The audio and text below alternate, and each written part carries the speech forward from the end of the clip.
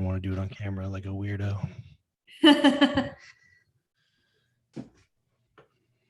What's up, everybody? Good morning. Look at Christina.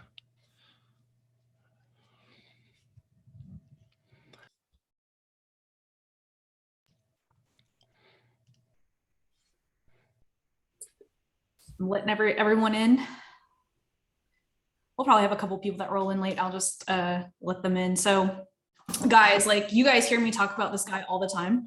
I have been working with him since October of 2019. And it's really hard, and I hear this from almost everyone, that it's really hard to put into like words what Nic does and how he does it.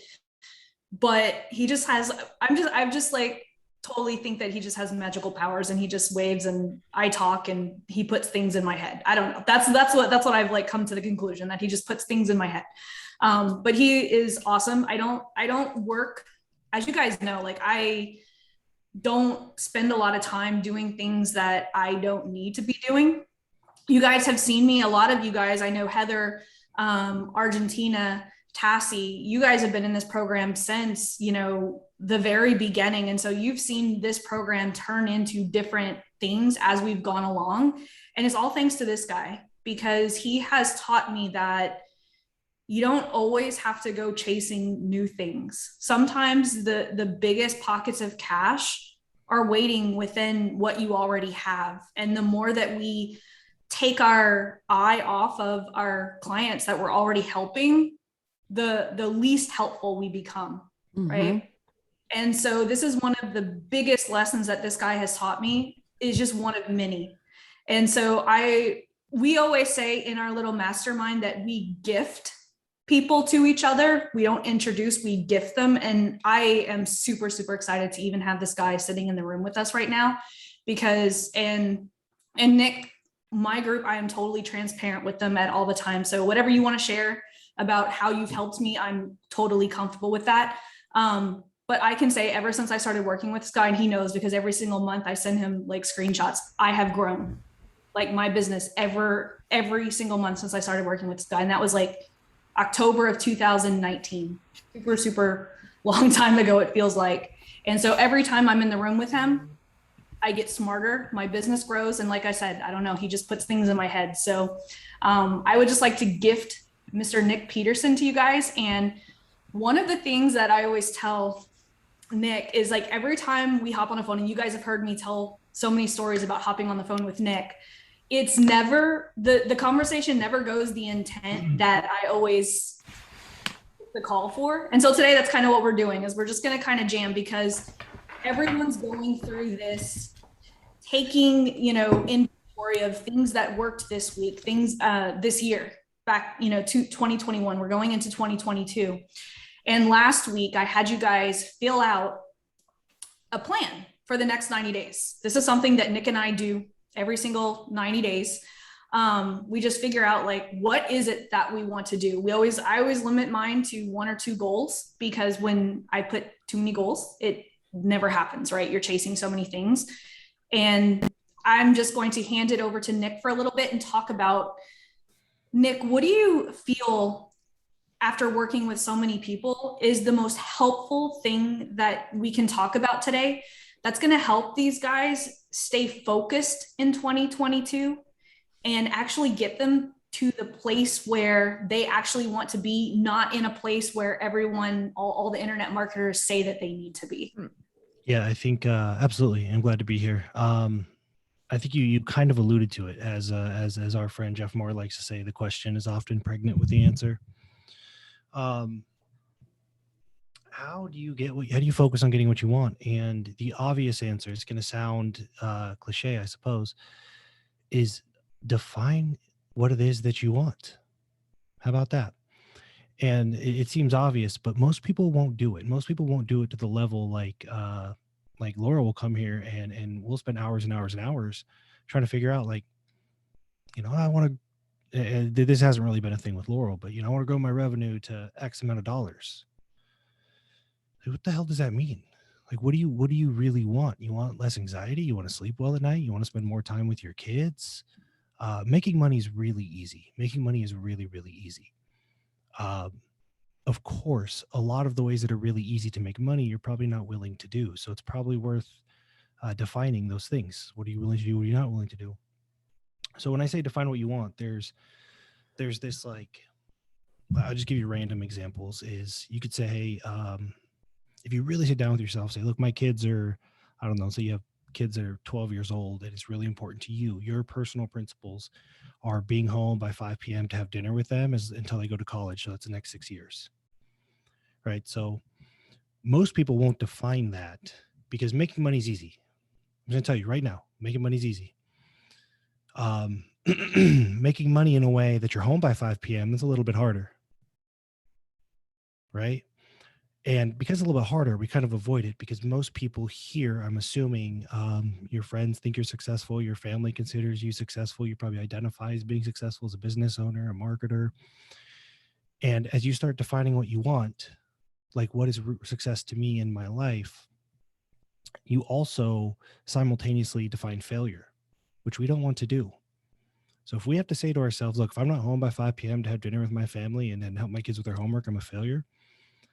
We will avoid defining that so that we can maintain our image as being successful, right? Well, look at my revenue, look at my ad metrics, look how much I grew.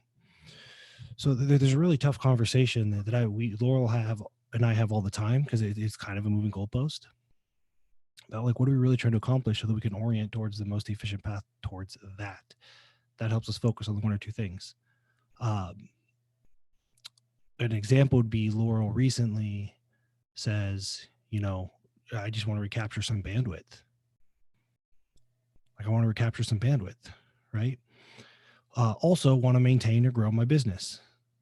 Right? The more of these variables we add in, the more creative we have to be. So all of a sudden, a whole bunch of the potential ways to grow that revenue are taken off the table because that will not recapture your bandwidth. This will not recapture your bandwidth. This will not recapture your bandwidth. You really have to start thinking beyond like, well, I'll just spend more money and I'll fix some headlines and I'll take more phone calls, which is what we default to because successful people that have been considered successful or want to identify as successful will subconsciously or otherwise find any way to hold on to that identity, even if it means violating all of their own personal principles by failing to define them so that they can have bigger numbers, right? So for me, for the people I work with, it's really about not allowing people to hide behind what the marketers are selling you. You need to hide behind, right? Stripe screenshots. Like, what does that mean in terms of quality of life? To me, it means nothing. If all you can do is share your Stripe screenshots, I am willing to bet I would put money on you're hiding behind them because there's things that you are not accomplishing that are worth sharing. A day off, vacation with your family, Laurel swimming at the beach, new beach house, took a day off because I got a beach house, right? Those are things that matter. So it's really fighting through what everybody else tells you should be striving for and getting super, super clear on what is the point of it all. And again, cliche, but there's not a lot of there's not a lot of people that are doing this. Like the practical application is missing. So that would be the challenge is really, and again, moving goalposts. Laura and I go back and forth all the time. Like I'll get a text. Hey, I'm thinking about doing this with my premium students. Like, what are you trying to accomplish? Well, make more money. Like maybe, probably, but really, what are we trying to accomplish here? And that's how we navigate this entrepreneurship where your gift and your curse as an entrepreneur, I'm assuming most of your entrepreneurs, business owners, is that you make the rules. You can literally do whatever you want. It's a gift. It's also a curse in that you can literally do whatever you want. It's really easy to trap yourself into less than ideal situations for a very long time. Yeah, I had a call and we had an office day with one of my students. I won't name them, but she hopped on the call because she wanted me to go over my onboarding process for my agency clients. And I was like, oh, that's easy. I've already got that done. And whenever I started talking to her about what she actually wanted to accomplish, she's like, well, I'm doing this because I need the cash flow, because what I really want to do. And then I was like, whoa, let's back up. Like, what is it that you really want to do? She had booked an entire office day for me to help her with her onboarding to onboard agency clients. But what she really wanted to do is build funnels for people. She didn't actually want to do Facebook ads. But some of us have these conversations on the coaching calls too, right? Like, it's like, okay, how can I make the most money? So let me put a whole bunch of stuff, but that's getting further and further from what you actually want to do. Like, if I would have built that office day around what she intended, we would have ended up building her a marketing plan to send her customers that she didn't want. I'll give you an example of advertising. Is I talked to somebody. I did a day. Her name is Stephanie, and she's got a great business. It's a great business, like art supplies for kids. And my marketing's not working. Can we go through it all? Maybe and I'm in some circles, the retention, referrals, and raving fans. The lifetime value of my clients is astronomical. So it's like, maybe it's a lifetime value thing. And I just said, look, pull all the data. Just let me look at it, because what are you really trying to accomplish? Well, I need this much more per month so I can send my kids to private school. And as long as my kids can go to private school and my husband doesn't have to start working again, we're winning. I love what I do, yada, yada, yada, right? We finally get it down to really, those are the two things. Or it's always one or two things that matter the most. And ton of inventory. Ads performed really, really well, especially around the holidays, until she sold 300 or 400 on average, right? And then the ad, as you guys know, Laurel for sure experiences this. I don't know if any of you have products. The ad metrics start tanking. So she spends more and more and more to get rid of the inventory. And here, the whole thing is like, I've been paying people to improve my landing pages. I've been paying to improve my ads. I've been paying to all this stuff. And when we pull the data, so, last month, had you only had 400, you sold all 400 and stopped running ads, you'd have an extra $7,000 that month, and your husband wouldn't have to work, right? So let's go back, and we retroactively looked and said, actually, if you only ordered 400, ran ads, sold the first 400 and cut your ads off, you not only would have you'd be there, but you'd take 3 or 4 years off your 10-year goal. Like, I'm already there, but because I didn't define what I wanted and I oriented towards more, I need more inventory. I need to spend more on ads. Whoever spends the most is going to win, blah, blah, blah, blah, blah. Every dollar she was spending was getting her further and further away from something that she already had right there. So all we did say, hey, next month, order 400. As soon as you sell 400, stop running your ads. And of course, because she's been so indoctrinated into the more inventory, you can print money. It's a water faucet of leads, yada, yada, yada, that she was, excuse my language, she's fucking terrified. Like, I just running ads, what's going to happen to my business? Just trust me, because you're losing money right now. So like, the worst that happens is you stop losing money on ads. Now her whole business, she orders 400. Her whole list, no, there's only 400. She doesn't even have to really run ads anymore. She just emails her list. But without defining, like, what are we really trying to accomplish? And let's look back and see if there's evidence here Laurel and I have had these talks too, where I said, Laurel, you're already there. Stop trying to add things that are going to get you further away. So there's this orientation towards more, and the only way to fight that orientation, because the question is, well, how do I know when it's enough, is to know what the hell you're trying to accomplish, right? Like, where you're at, where you want to be in an appropriate timeline. And in all of your data, you will find, like, at some point you've either been on track and then you added more and got further away, or you've never been on track, in which case adding more of the same is probably not going to get you closer. So we really have to just fight this orientation towards more onboarding, or better onboarding, or more referrals, or more retention, or more marketing. Most people I talk to, especially ones that stumbled into, I think Laurel's an example of this, Stephanie's an example of this, they kind of stumbled into their business. Like, they didn't wake up one day and say, I'm going to start a business. And it's something they've never done before, like some coaches and consultants like to do. Most of them have been on track, where if they would have been able to recognize it at that time, and stopped adding more stuff or complicating things, they would either already be at their goal or they would be still right on track. So there's a very difficult thing we need to do, and that's be honest with ourselves about what we're trying to accomplish and recognize it may be a process of doing less.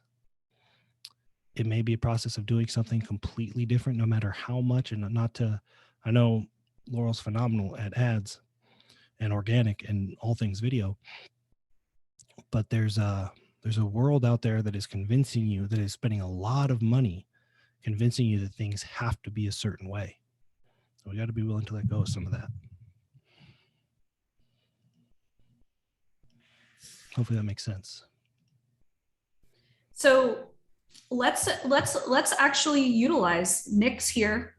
We all have a really awesome opportunity. How many of you guys feel like you're doing way too much and you can't seem to get your focus on what is it that I need to keep doing in order to reach my goal? Because I see it every single week, you know, the strategy audits. You guys have different, like, you try something for 2 weeks, and then, you know, I'm looking at new strategies every couple of weeks. And so that's why I have him here, because he is a master at helping us figure out, like, what is it that I need to be doing and what is it that I need to start ignoring. Does anyone want to volunteer? I see Rose. Rose has her hand up. Tell Nic a little bit. Tell Nic a little bit about your situation. You've been trying to dial your stuff in over a year now. Yeah, I have not dialed it in. By the way, guys, fun fact: Rose was on MTV Unplugged. How cool is that? Like, she's a musician. She has a songwriting membership. Yeah. So I teach aspiring songwriters to transform their lives through songwriting. So I've been trying to dial in my alpha for over a year and haven't been successful, but I'm passionate about it. So I'm certainly not the person that thinks money making is easy. It's never been easy to me. So when you say something like this, I'm lost already, because I wish it was easy. But I'm also not willing to do anything that I wouldn't do, that doesn't, you know, like, even as an artist, I was never doing anything just for the money. So here we go. You also said that, right? So I was always, at least with my heart aligned. Yeah, but I really would like, I'm passionate about my offer, and I haven't found my audience yet, I think, because I haven't been selling enough so that I'm even just not in a negative. And I make a living teaching music, so I've never done anything outside of music. And my two things, I'm very clear on what I want to accomplish in terms of why I'm doing this. It's I have a little kid, 22-month-old son, and husband. I guess if it was, I love songwriting and I want to stay in it. And if I just do the teaching right now, then I could support my family because I'm financially supporting my family. But then I want to be connected to songwriters, so I don't want to give up on that dream of mine. It's making sense. Yeah. If I could, my business be half successful, that I don't depend on my teaching job, that would be amazing too. Because right now I do to support my family. So then the thought, and there's probably not going to be an answer today because there's a lot of stuff, but the thought process is, and that's to be clear, there's a lot of stuff with all of us. That just I'm being very transparent with you. Like, I'll tell Laurel, like, hey, you're fucked up, but that's okay because we all are. Nobody gets into entrepreneurship, especially if they're just regular humans. So it's not at all a derogatory thing. It's just like, yeah, if we were okay with a 9 to 5, then we would just have a 9 to 5. We wouldn't be on this call. So there's always going to be a lot of stuff, right? And with that said, if you think of, we want to improve, just let me know if I lose anybody here. Ultimately, we want to improve the throughput. We want to put time and effort into something, right? And we want the outcome. And over time, we want more and more of that outcome, hopefully with less and less effort, right? So it's like you turn the water faucet on, right? And as you work the kinks out, you get more for the same amount of water coming out. So we're trying to improve the throughput, like if you think of a hose. And your hose, just like mine and Laurel's and everybody else's, is all kinked up, putting effort in, and there's nothing coming out the other end. Now, if we remove the kink furthest away from the faucet, right? It takes time, effort, focus. So, hey, this is broken. This is wrong. We remove the kink. It doesn't improve the throughput. It's the most immediate kink closest to the faucet that opens it up, right? So there's a lot of stuff. The trick is to figure out what's the most immediate kink. What is the thing that we can, the lever that can be pulled to improve the throughput a little bit. So in your case, that might be like your first ideal client, because what that does is that validates, you know, hey, there's really something here. They're going to come back and they're going to say things like, this was amazing. I can't believe you charged so little for it. Yada, yada, yada. It's going to give you a lot of the stuff that you need to keep going forward. And obviously revenue, which is nice. It's nice to have a little bit of cushion. So you really want to think about like, what's the most immediate kink? And that wasn't specific to you. I shared that whole thing because I just told everybody here they're messed up. So we're all messed up. We got a lot of kinks. We're trying to find the most immediate one, right? Have you had, and this is for Rose specifically, have you had any paying clients for this particular offer? Yeah, I'm running a membership, and I started out altogether had 7 paying clients, and before that I offered a course 2 years before that. But the membership started this May, and it's still running. But now I'm down. I had 6, then 7, and now I'm down to 3 paying members actually. July, Yes. August, September, Yeah. October. That's not horrible. That's not like a unusual attrition rate. Where'd those 7 come from? So the 7, like I started out with one person who did my courses returning, one longtime friend, who never did any music. 2 people came through ads, Facebook ads, and then one person through commenting in a Facebook group. I let him in for giving me feedback to my sales page, which I just improved, and then he also took the $1 off. I just got 4 people. I forgot about them through a $1 offer till the end of the year, but they're not showing up, so I don't even count them. But they signed up. So the most immediate kink, and I'll keep it kind of brief here, is you got, this happens unfortunately. In a perfect world, all 7 would have came from the same place, and we would be like, all right, obviously we just recreate that over and over and over, right? They come from everywhere. So the most immediate thing, and there's 3 C's, and I'm going to over explain to you to hopefully everybody's benefit. The 3 C's we're always looking at is, I'm going to do them in reverse order because this is how we try to do them, and then I'm going to teach them, or I'm going to explain them in the correct order. Is everybody wants to collapse time. Everybody's like in kind of urgent. They're in a rush, right? Yeah, I'm sure everybody here feels that urgency. I got bills to pay. I'm trying to get out of my job and got to pay for this and this. So we're trying to collapse time. The problem is you are taking an enormous risk. You are probably going to blow yourself up. Like if you try to collapse time before you have certainty, right? You are trying to drive faster before you have your directions. Like that's a problem, right? So everybody kind of starts from a place of urgency. You wake up and you feel anxious and this low grade or even mid-grade anxiety, and then now you're in a rush. You're rushing out of bed. You're rushing into the office. I know people that are rushing into the office, and they get to the office and they have no idea what they're even supposed to do. They're just in a rush to get there, right? So we don't want to try to collapse time until we have certainty, meaning we're on track. We've pretty much, with as little risk as possible, locked in what we're trying to lock in, right? So I'm in a rush. Like, okay, let's get certainty first, right? You can't have certainty on the so you can't drive fast till you have the directions. You can't have the directions until you have defined where you're at and where you want to be. We know this. We use Google Maps, right? So there's this really like where we're at, where I want to be. we don't recognize, like we don't fully appreciate how phenomenal Google Maps is and how specific it is when it finds our location. Like, have you ever been try to use Google Maps and it's like one block off? Completely useless to you. Like, what the how do I even get to that, right? And we're living our lives. We're like 30 blocks. We're just kind of ballparking kind of where we're at and where we want to be. And we're wondering why the directions aren't clear. Right. So we really take for granted the efficacy of Google Maps, and we think we're doing something similar.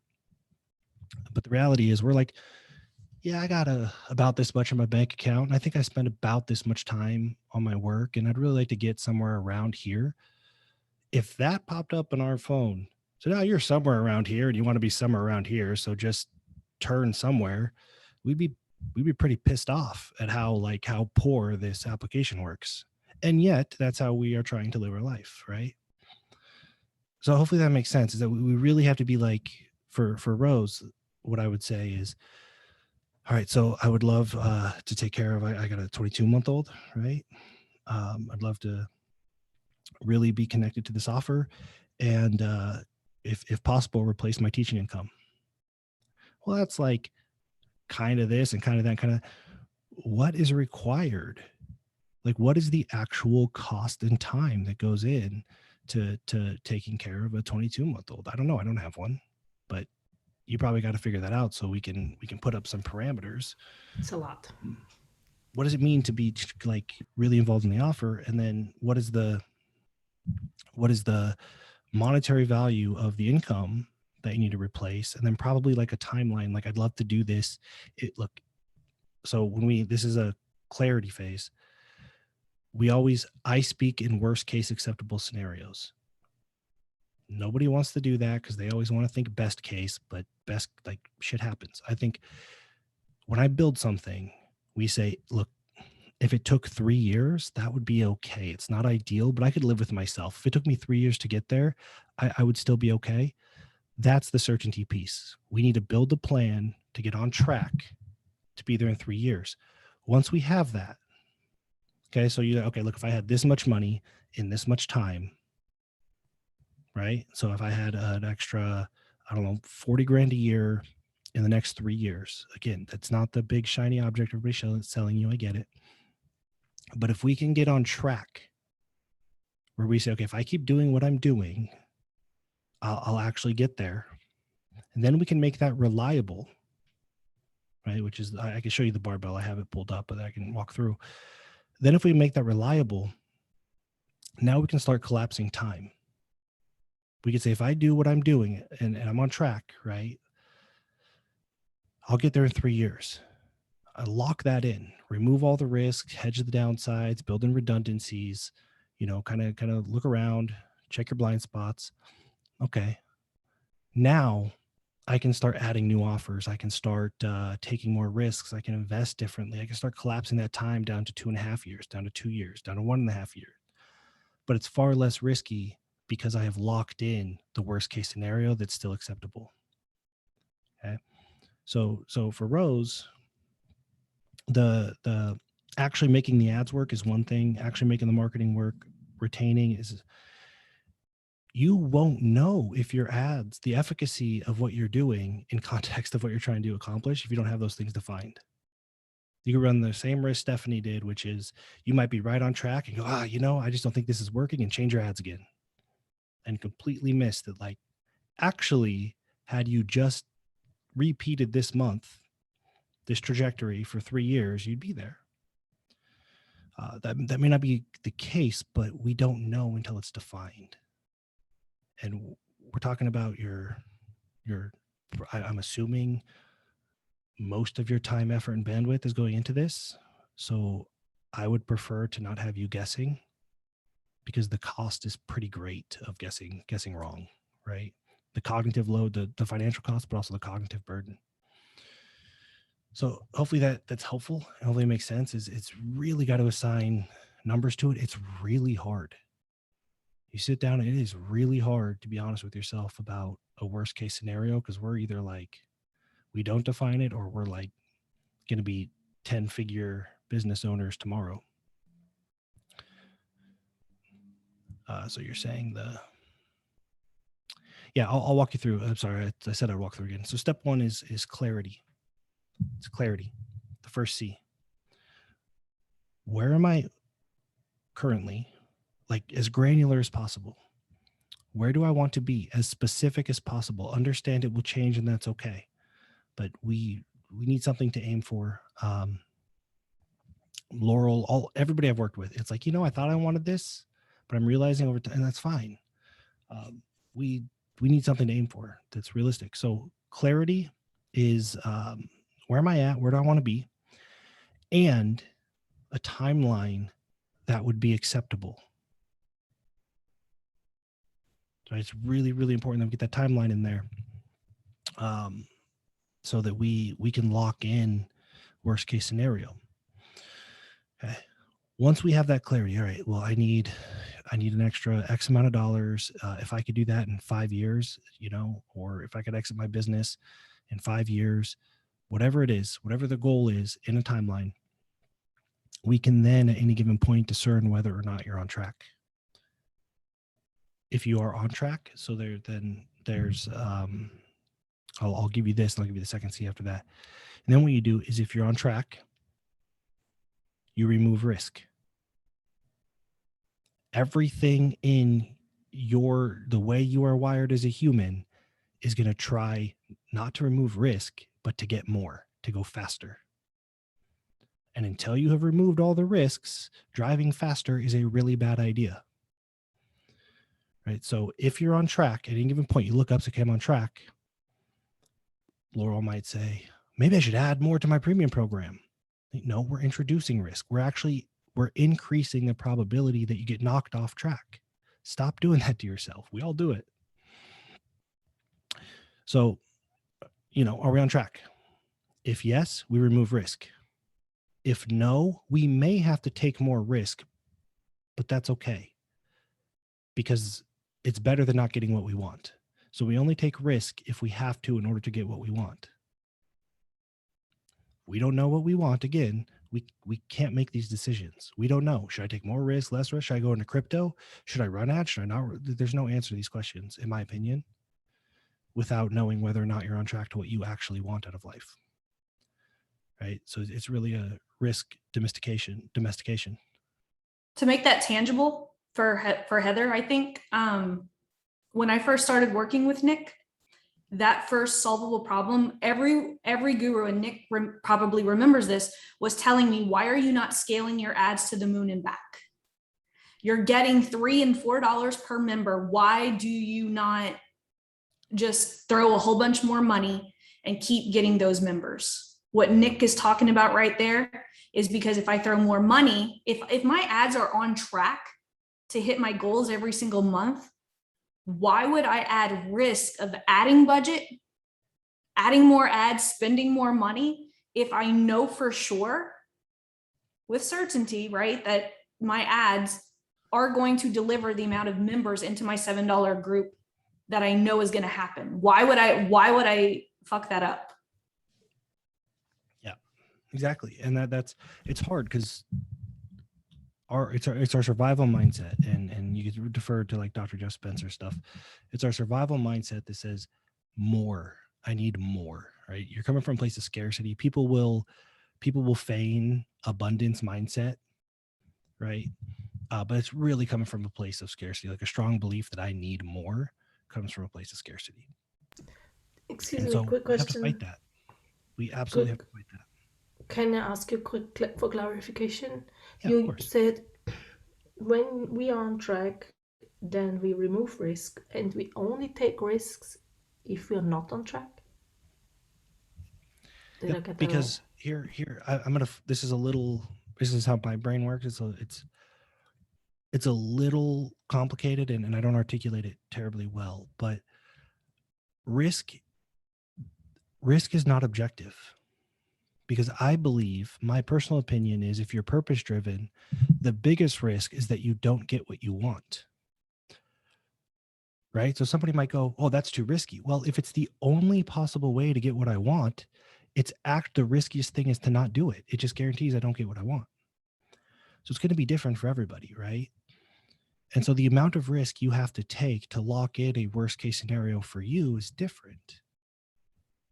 Somebody might legitimately have a deep, dark conversation with themselves and say, if I am not the quarterback in the NFL, when I'm whatever, then my life is a failure. And if they really, really believe that, if that is true to them, then they have to do whatever they have to do, even if it seems absolutely ridiculous to the rest of us and way too risky.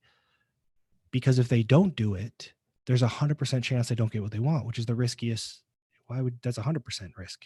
Like it's entirely to the downside. So it's just, to me, that's why it's so important to understand what we want, because if you're on track, somebody might go, hey, this is a really low risk thing. But if it increases the probability that you don't get what you want, even if on paper there's asymmetric risk to the upside, then it's very risky to you. It might not be risky to somebody else. So we don't really know what people are playing for.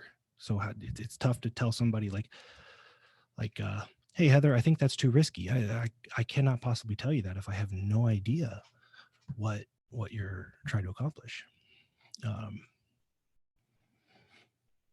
I'll try to answer that question shortly. So the first C is clarity, because without clarity, based on my methodology, there's no way to tell how much risk we should take, how much risk to remove. You could if playing it safe, conservative, just guarantees that you don't get any of the things that you want out of life, then what's the effing point? Like, why would I show up and work so hard? Right now, if you're about to get all the things that you want out of life, why take risk? Why? Regardless of what anybody else thinks about the risk profile, it just doesn't make sense to me. So we remove risk. That's a certainty piece. Once the risk is removed, okay, so the certainty piece is, all right, I'm on track. Now I remove risk. I'm going to lock in a worst case scenario that's acceptable, which makes me happier than like the whole entire world. Like my worst case scenario is still pretty good. Once we have removed as much risk as possible and we've made it as reliable as possible, there's a point where you're like, I don't know how to, I can't predict what's going to happen. We didn't know COVID was going to happen. Once there's no obvious risk to be removed, you can consult others. You can have coaches, consultants, friends say, hey, look at this, poke holes in it. What am I missing?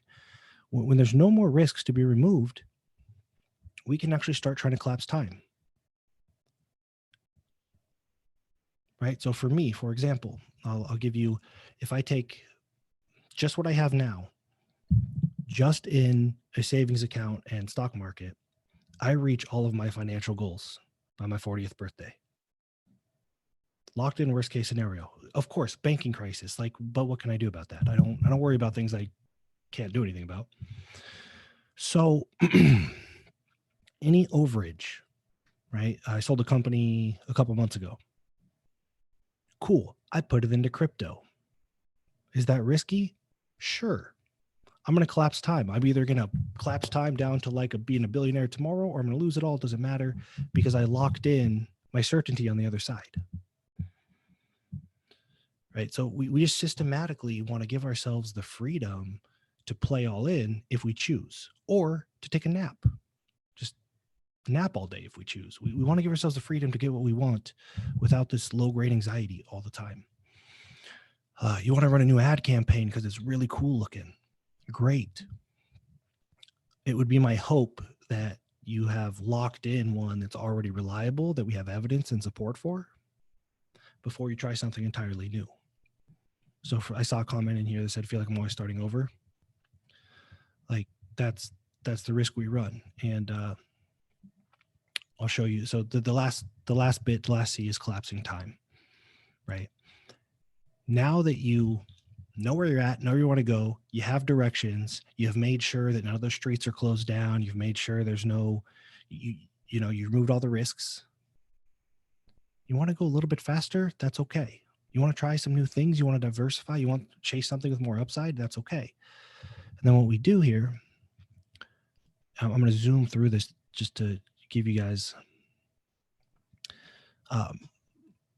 so I call this the barbell. This is Seneca. So it's old. This is Seneca's bimodal risk domestication strategy. So when you start a business, you guys can see my screen? Okay. When you start a business, let's do it this way.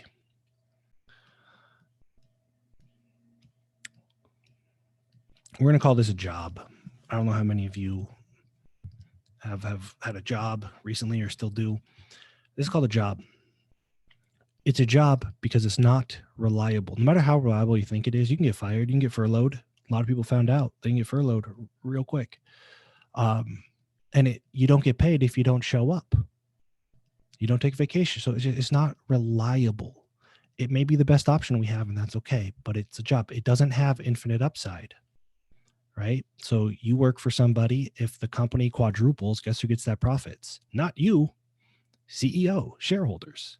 So it doesn't have the upside. So what most people are doing now is they're saying, you know what, F this job. I'm going to go into work for myself. I'm going to get that upside. I'm going to get that profit. I'm going to have the freedom to do whatever I want. That's the upside, right? This right here is launching a new ad campaign. You would not launch a new ad campaign, is my guess, if you didn't think it might outperform the one you currently have. So it's an upside play, right? Okay. So just understand that these terms are ambiguous by design. The reason you do something new is because it may represent better than what you're already doing. If that's not true, then I don't know why you're launching something new. Then you have ADD. You can't just let things be, and that's okay. Just be aware of it. The problem is we think we're going to launch this business or these ads, and then we're going to put it on autopilot, and we're going to have an asset that works for us, right? And what we want is these assets to represent our certainty. I have these assets that are reliable. They work for me. And if I do nothing else, I'll reach my goals in a timeline that's appropriate. The problem is we get to here. We end up with a job again. Right? And then even worse, we go, I'll launch another ad set or I'll build another business. That has upside. Right? If I do, I have an agency, but maybe if I do a membership, it's more scalable. That's the upside. It just turns into another freaking job. And what we do, entrepreneurs, but you can get more granular. This could be your marketing strategy. So I'll try this marketing strategy instead. It ends up being another job because it's just not reliable. It's hit or miss. We just have to make more and more jobs for ourselves. And we feel like we're always starting over, and then we feel like we have a whole bunch of jobs. So the trick is really figuring out, is this an upside thing? It's okay to have an upside thing, but we don't want to be chasing upside until we have some certainty. So we want to look at all the things we're doing and decide, is this a reliable thing or is it an upside thing? If it's neither, do I really want to have another job? Laurel and I talk about this all the time. I don't show her the barbell. I just kind of, my brain processes it this way. But then it's like, okay, then get rid of it. If it can't be made reliable, there's no evidence, or we're not willing to put the work in to make it reliable, get rid of it. What about this? Is it a ton of upside? No, there's not much upside. Okay. Are you willing to do the work? Is there evidence that we can make it reliable? If not, get rid of it. All right, so as much as possible, we want to play on these two sides. And if possible, we want this reliable side to represent certainty, which means maybe you have two or three ad sets. Again, I'm not a great advertiser, so the numbers might be wrong. You have a handful of ad sets that only need to be refreshed every 3 weeks or however, right? The keyword is reliable. It doesn't have to be passive. You just have to know, if I do this input, I get this output consistently. It's not super variable. So Laurel has her methodology, her ad methodology, as long as she renews videos every so often based on her metrics or time, and $7 offer and premium and office days. Okay? Those on autopilot will get her everything that she wants in time. So we want to make sure that this doesn't happen. This could collapse time for her. She could play in crypto. She could teach you guys crypto. She could do a mastermind, whatever. That's an upside play to collapse time. We need to make sure we don't let it stop right here and turn into a job that she doesn't need. So we're always weighing, am I on track and am I creating a job for myself? Job for yourself is a risk. There's a huge risk involved in not having upside, or the biggest risk being your time, mental bandwidth, and sanity. Hopefully that made sense. I just threw a lot at you. But those are kind of the things that we're kicking through. I'll read these. Each traffic source we add to our marketing is more risk. Yep. Yeah, every new member you add that went through, even if they went through different onboarding, is risk. Like, we got to realize that all of these things are risks. What does evidence look like? How do we know? That's a great question. That is a great question. I go through a process I learned from Dr. Jeff Spencer, which is turning belief into knowing, right? So sometimes there's some back testing, but there's a lot of people that like just believe. And that, one, it's not good enough. You can't just believe things. So we have to turn it into knowing, which means, like, the example of Stephanie. I said, pull all of your data. And I went through and I said, all right, so right here, you sold 400. Here's the numbers. Had you only had 400 in your inventory, sold all 400 and stopped running ads right here, boom, that was the profit for this month. And we ran that through 2 years. So the evidence is right there in the data. Had you only had 400 inventory, sold 400, stopped running ads, you'd be way into profit. Instead, you're at a loss. So that's the easiest, is an archaeological dig through data. Not always possible, especially with ads. You can't really look at an ad set from 3 years ago and expect to replicate it today. So then the belief in a knowing would be like, look, I believe, I do this all the time. It drives my team nuts. I believe I can sell all of this without an opt-in or an email. I think I can do it through Telegram. Like, cool. The evidence then is to do it, right? It's like, that's the same way that a scientist gets evidence. Here's my hypothesis. Now I'm going to test it. But it's micro steps, right? The big mistake that most people make is they take huge leaps. So if I think I can sell a $50,000 program, 10 of them, $500,000 through Telegram, well, step one, I have to get at least 10 people in Telegram. If I can't do that, I sure shit can't sell $500,000, right? So I micro step into to take belief into knowing. It's not like $0 to $500,000. It's like, all right, well, if I want to do it through Telegram, which I do now, I have to get evidence I can get people in Telegram. If I can't do that, then my belief sucks. Like, there's the evidence. If I can, I say, yeah, well, I believe I can sell them without a phone call. Then I just test it. I take Laurel knows, she's in the middle of, she's in all of my groups and stuff. I personally micro step into everything. I don't want to guess. I don't want to leave any assumptions. I will break it up into a million steps if I can, and I'll validate every one, so that if my hypothesis doesn't work, which is most of the time, I know exactly where the breakdown is, and I can iterate it from there. So there's belief, and then there's how do we turn this into knowing.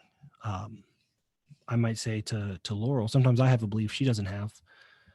So I might have to say, I believe you could do it this way. And then not only do I have to help her adopt the belief, but we also have to turn it into knowing, because it's somebody else's belief. So it definitely has to get turned into knowing. And we just micro step. Just Laurel probably teaches a 2-step organic post. That's a very good example of turning belief into knowing. I think people want this. I think they'll ask for it. So you just do a little 2-step. And step one is people say, yes, I want it. Step 2 is they actually take the action. Step 3 is they take the next action, and so on and so forth. So you just, if the evidence doesn't exist, you engineer it. If you can't engineer it, it's probably not a good hypothesis.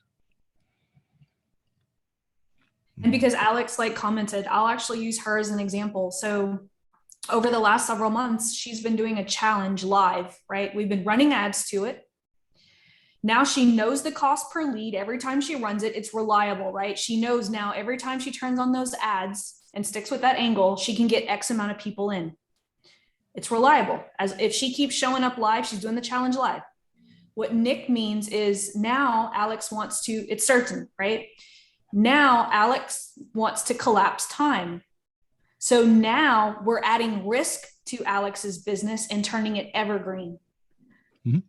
So does that, so guys, does that make sense? That's what Nic's talking about, is like having clarity on what you want. Alex knew what she wanted. That was her goal. We made Facebook ads work, and it took some tweaking, right, Alex? It wasn't the first, like we launched, we had to change our landing page. We had to change ads. Like there was some tweaking and risk involved, but once we got that, it was reliable. She's getting the calls that she needs in order to sell her high ticket program. Now Alex is ready to collapse time. She doesn't want to do the live challenge. So that's going to add risk, right? Because we don't know if it's going to convert the way that it converts live. The important thing is that Alex has you to have this conversation with. Most people make a leap. They assume, I'll just make this evergreen.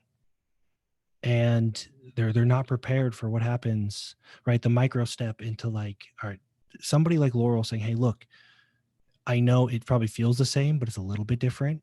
We can't be certain it's going to convert, like just being prepared, understanding that this is a micro step to validate, which Rose has a question, which I didn't mean to cut you off there, but it segues perfectly into, what if I'm passion driven, but still want to make my songwriting membership certain, profitable, yada, yada, yada. You have no evidence yet that it will happen.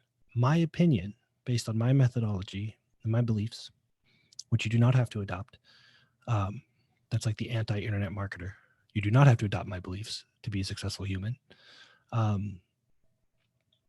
Your responsibility, or the thing I would focus on, the thing to focus on right now, is not making the membership certain or profitable.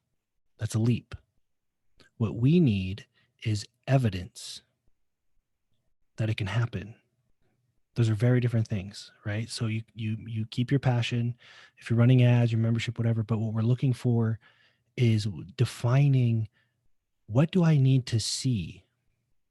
What needs to show up on paper, or what do I need to hear? Sometimes I will just, I believe people pay $100,000 for this.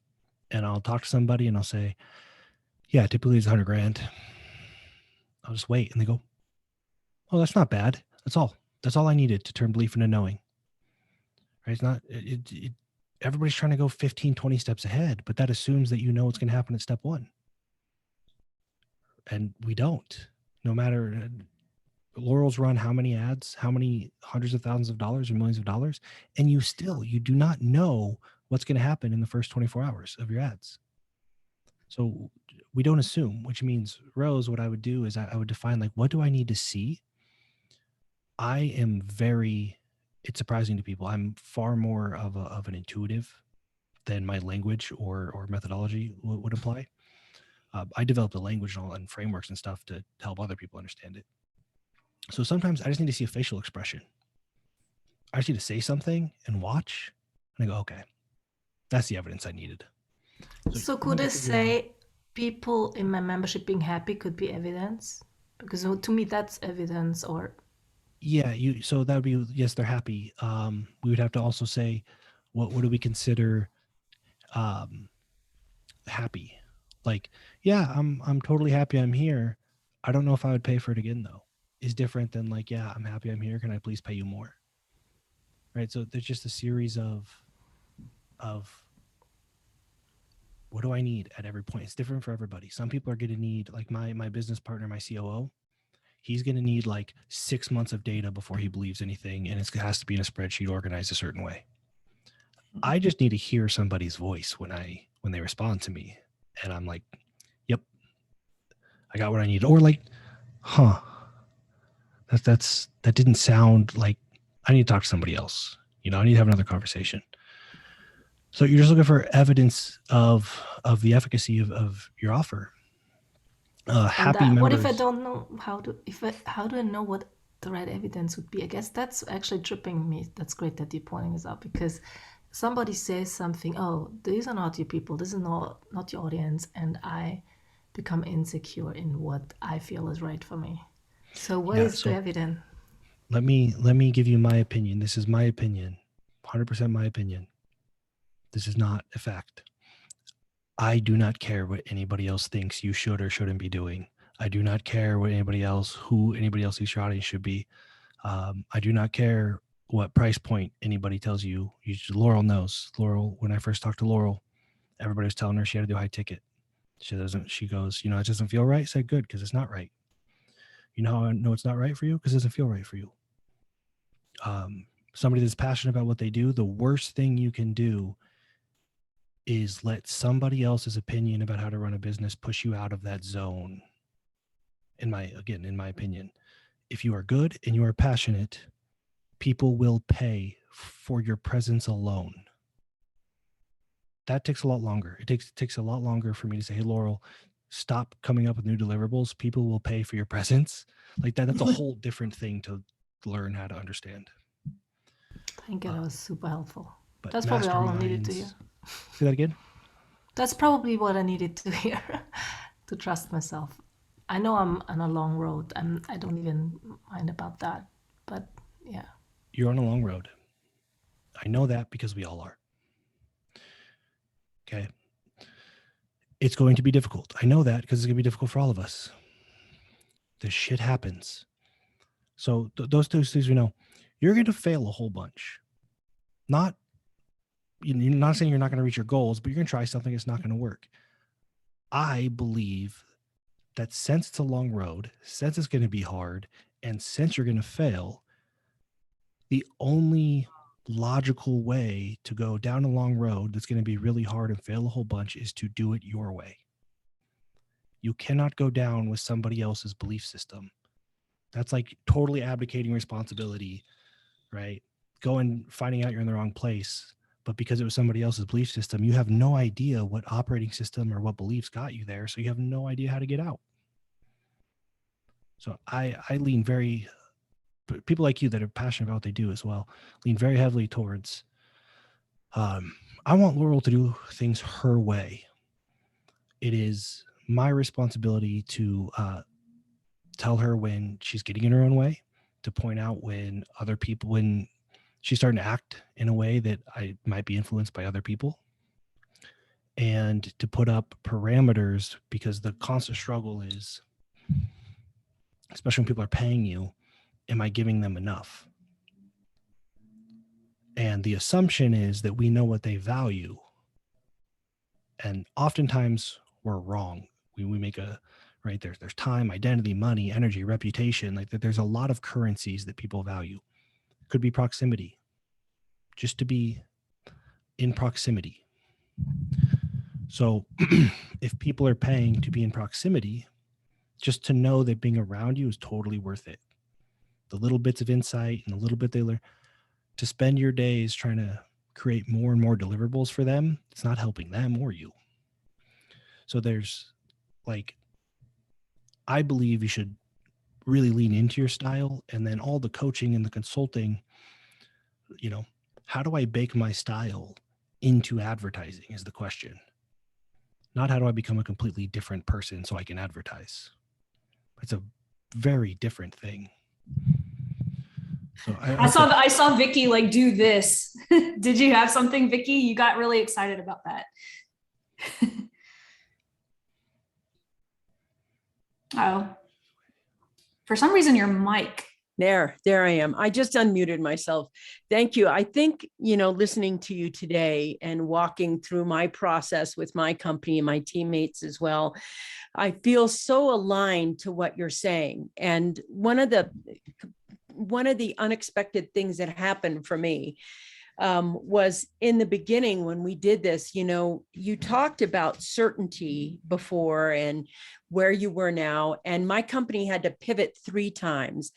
But in the pivoting, unexpected pivots, I created really something with my partners. I'm saying I, but it's really we, that I'm absolutely in love with. I mean, like I get up now in a way I've never gotten up before.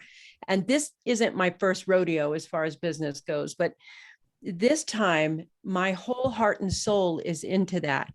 And one of the things you just said about how to allow your message and your passion through your message and getting it right and staying within the parameters of, what every ad platform wants of you, et cetera. That to me is the biggest thing, is allowing that passion out.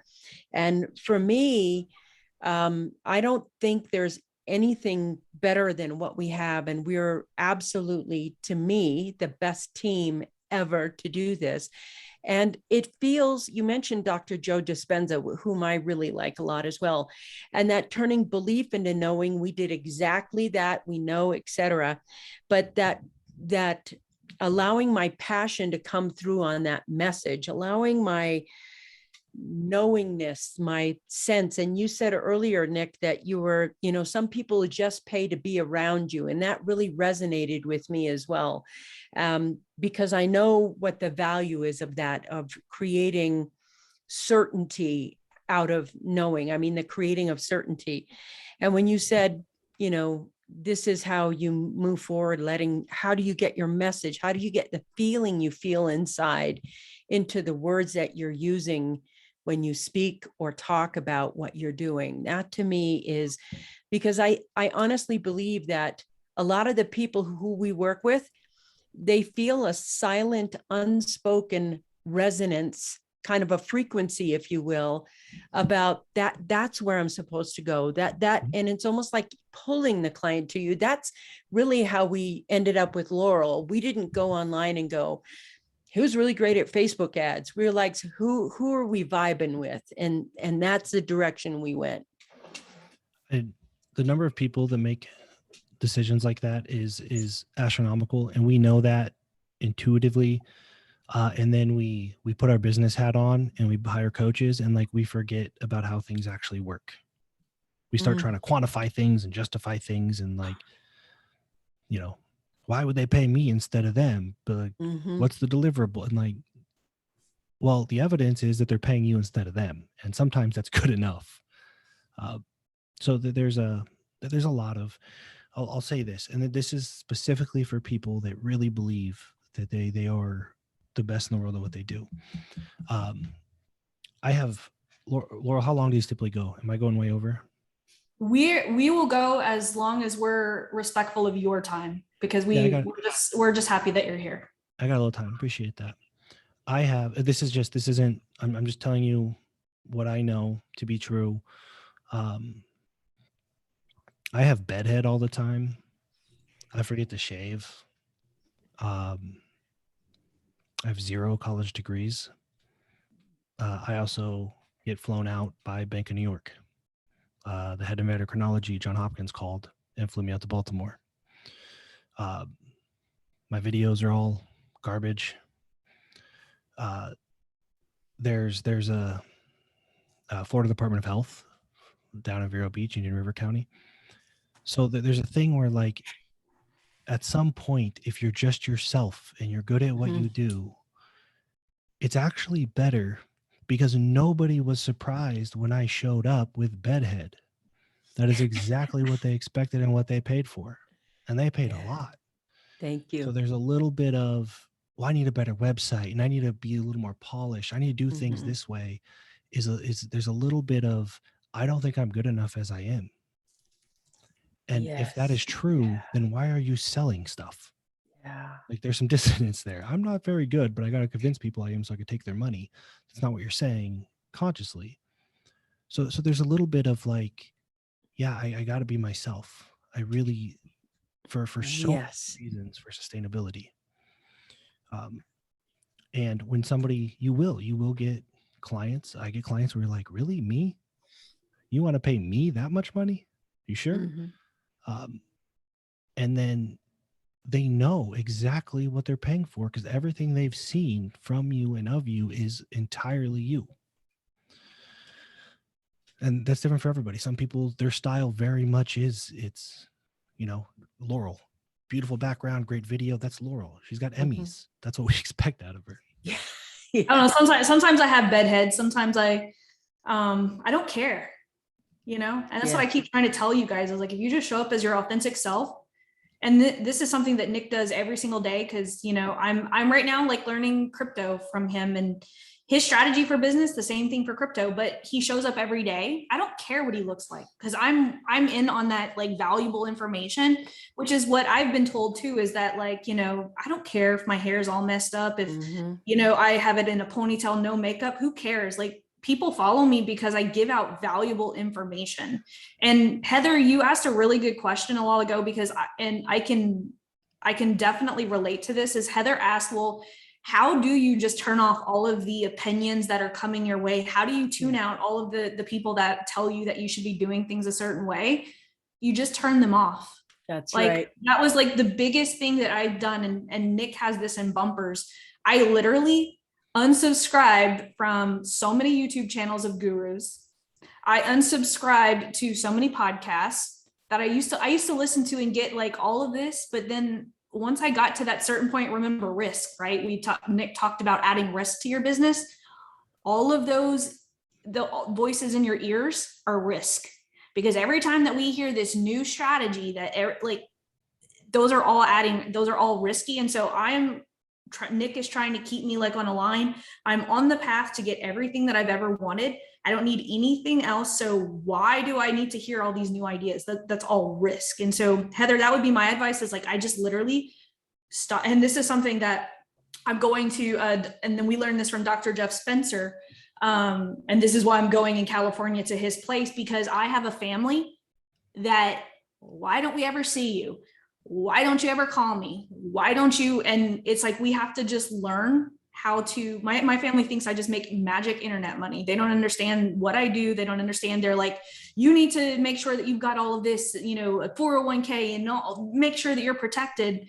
And it's hard. Like, I will say this, like, especially my family is my kryptonite. My family is literally my kryptonite, you know? And it's like, I dread going home every time, and they live, you know, 6 blocks away from me. And it's like, you just have to really, and this is something I still constantly struggle with, is we just have to turn it off. That's it. It's that simple. Jeff Moore, one of me and Nic's colleagues, Uncle Jeff, we call him, he literally showed us this. I'm old, so I know this reference, and you know, a couple of us, you guys ever watch the Bob Newhart show? There's this skit where he's like talking to this woman in this doctor's office, and he's a therapy, and she comes in with all these problems, and he just says, just stop it.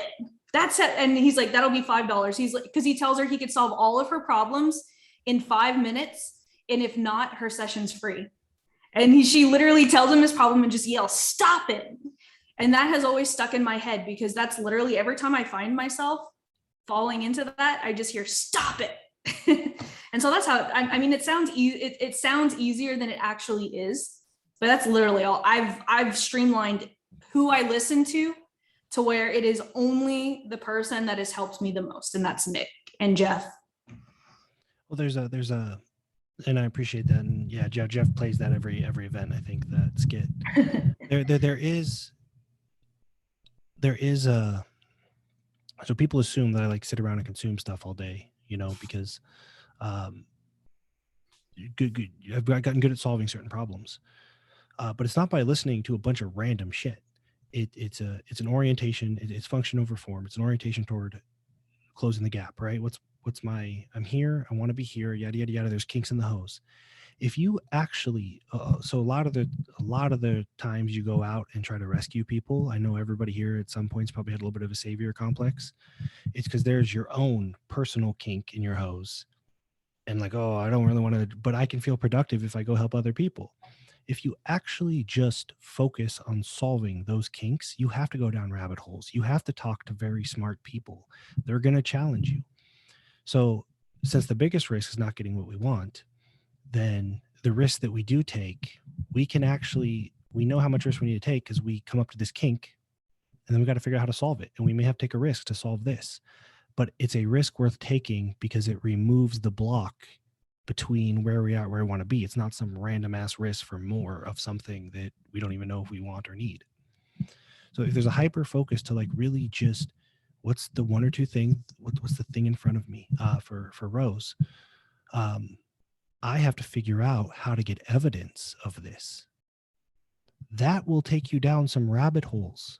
Already, she's like, how do I do that? How do I know that people, right? Like, you will have to listen to some people talk and read some stuff and have some conversations, but there's the utility value is extremely high for you and your goals. Whereas listening to random ass podcast with Tim Ferriss and somebody else might just be like, whoa, this is amazing, and have zero utility in terms of what you're trying to accomplish. So the amount of risk that you assume and the amount of stuff that you consume, it's really just dependent on like what's the most immediate roadblock in front of me. Because knocking down that roadblock is going to require, you're going to have to think, you're going to have to reflect, you're going to have to talk to people like Laurel, you're going to have to, you might go, I'm really clear on the problem. Who's the best in the world at this? Okay, great. Oh, they did a podcast about this. You may have to listen to that podcast, but it's very high utility value. And then you might have to do something you're very uncomfortable with after all your research, and that's where the risk is. So it's just, does that make sense? We're just always oriented towards like getting closer to what really matters to us. Every now and then we come up for air and make sure like, do I still actually want this thing? I can tell you, I've talked to a number of doctors, for example, that decided they wanted to be a doctor when they were 17 and didn't realize till they were 25 that they didn't actually want to do that. That's pretty expensive myopia. The other thing I'll say too is Rose, just based on your comments here, I think everybody could probably see them, so I don't need to read them out loud. You are the best in the world at something.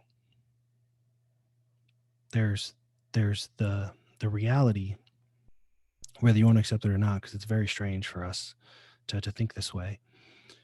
There is one of you in all of creation ever. The mistake is believing that you being the best version of you is not incredibly valuable to somebody, probably a shit ton of people. So there's probably some work there to figure out.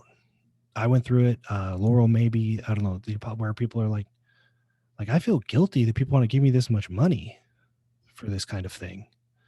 It takes a while to realize that whether it's the language you use, whether it's the technical ability, whether it's the disposition, your unique disposition, whatever it is, there's something that is you that is nobody else. And it would be unfortunate for you to continue to discount that, in my opinion. Might not be easy to sell, might not be easy to market, I don't know. But to just know that there's the biggest risk. So you said, what if you're not the best in the world? You may not be the best in the world at, Laurel may not be the best in the world at running ads, whatever that means. If I said, hey, this person's probably better at just straight running your ads than Laurel, I don't think any of you would care. You'd still be here. Right. So again, we get very in our own heads about what people value. I don't know what it is. I don't know you well enough. I can't tell you. I haven't talked to your clients. I haven't talked to your friends or family, but there's something that makes you that people will pay for. Does that make sense? What you don't want to do, and then I'll answer any questions or whatever after this. Going back to the original, or I mentioned it before, you do not want to try to be somebody else and try to be the best in the world at that. That's where what if I'm not the best in the world at what I do? That probably means you're trying to be somebody else.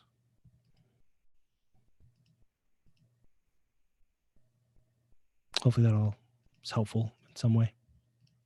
What was the last sentence? I get that it doesn't work to try to be someone else. But what if you think you yourself haven't received that evidence yet? Well, then the like I said, we same answer as before. The job now is to get the evidence that you need. I can look. Laurel's been through this where we've been in a room of 30 of my private clients, 30, 40 of them, and every one of them is like, Laurel, you need to be doing this, right? Because they see it.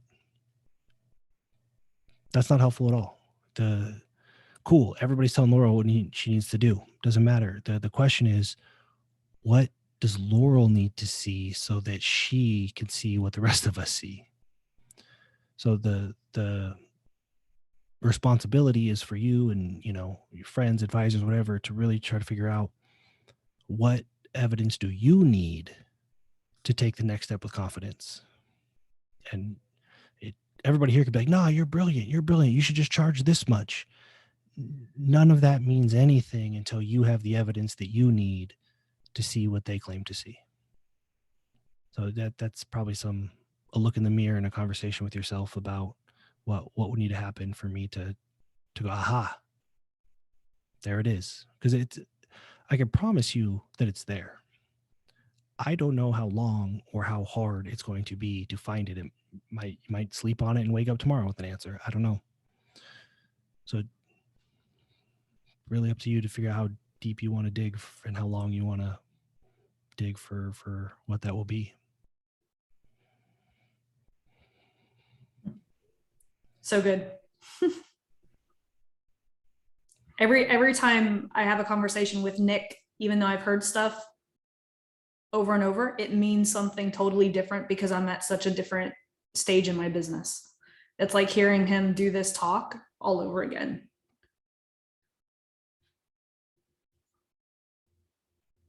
Does anyone have any questions? By the way, the Be Helpful campaign and that stealth influence exercise that I'm always like, hey, this is awesome, that came from his brilliant brain. I think Vicky half had her hand up on and off there. Yeah.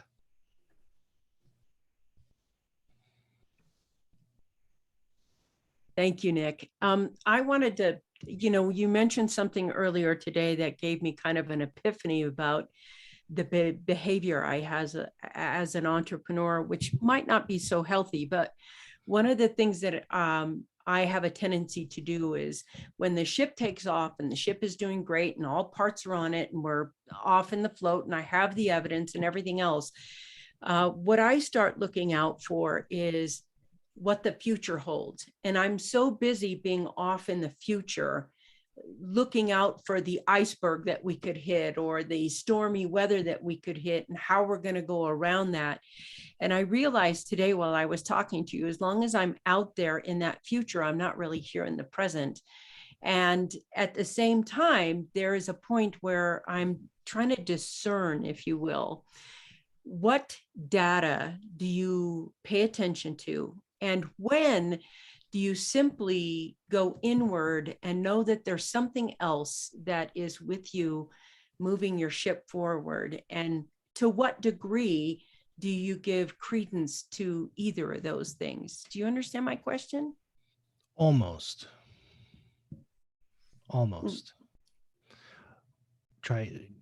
Ask a shorter question. Same thing, Okay. shorter. What metrics do you pay attention to when you're running your company after you've gotten to, what things do you shut off because they're just bullshit that's taking you off on a direction you don't need to go to? And what metrics do you pay attention to that is data driven, or is it spiritually or emotionally driven? So I am again intuitive, but I'm trained as a scientist. So my best friend, who I spend the most time with, he got his PhD in metabolic chemistry when he was 23. So heavy influence on my language and stuff like that.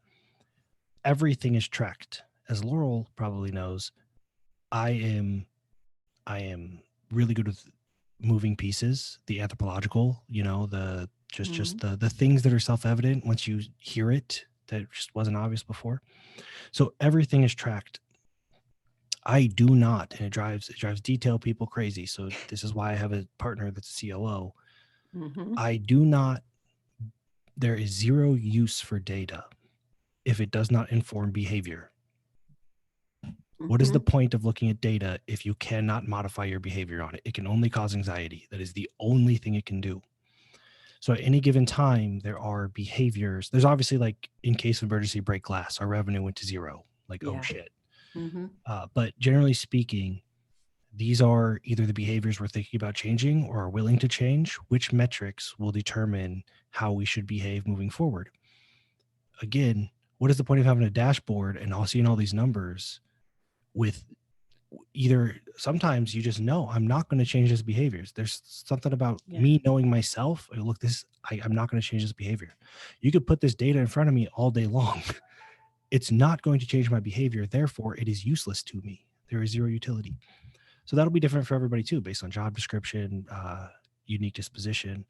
But that's the heuristic is if you are not willing to modify your behavior, the data is useless. If it is not a time where you can modify your behavior, the data is useless.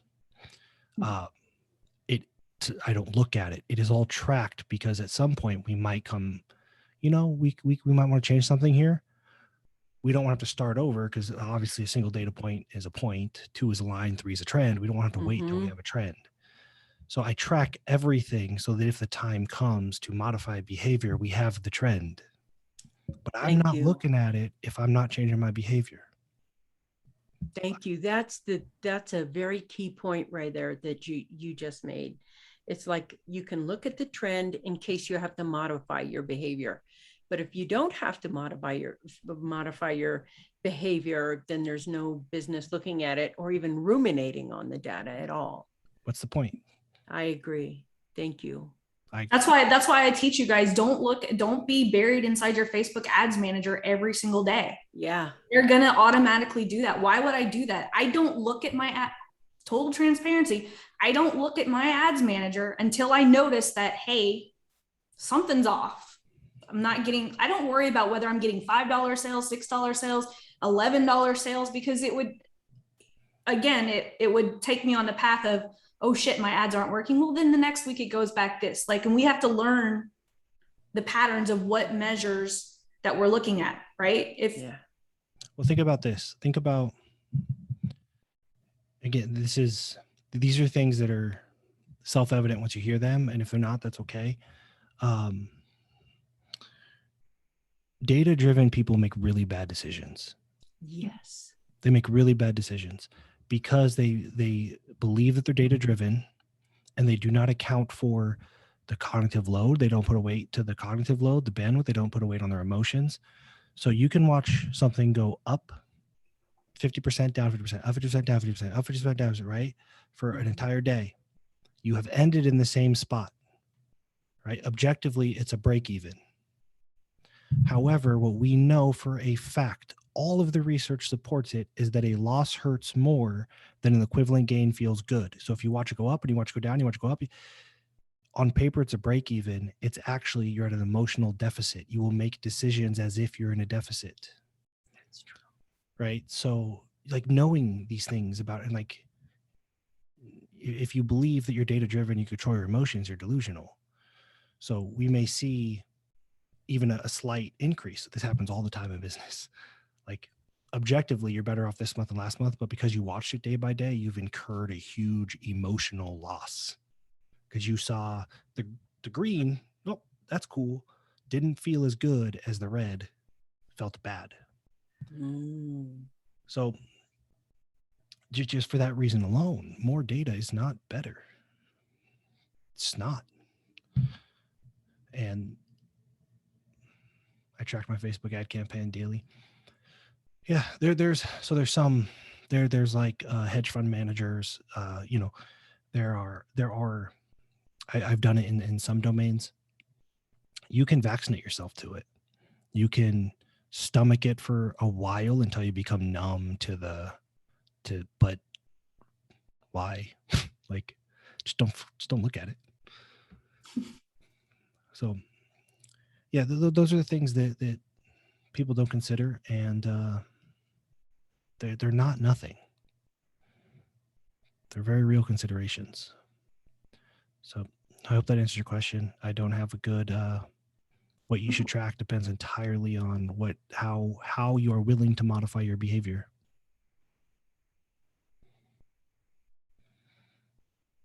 I'm stubborn.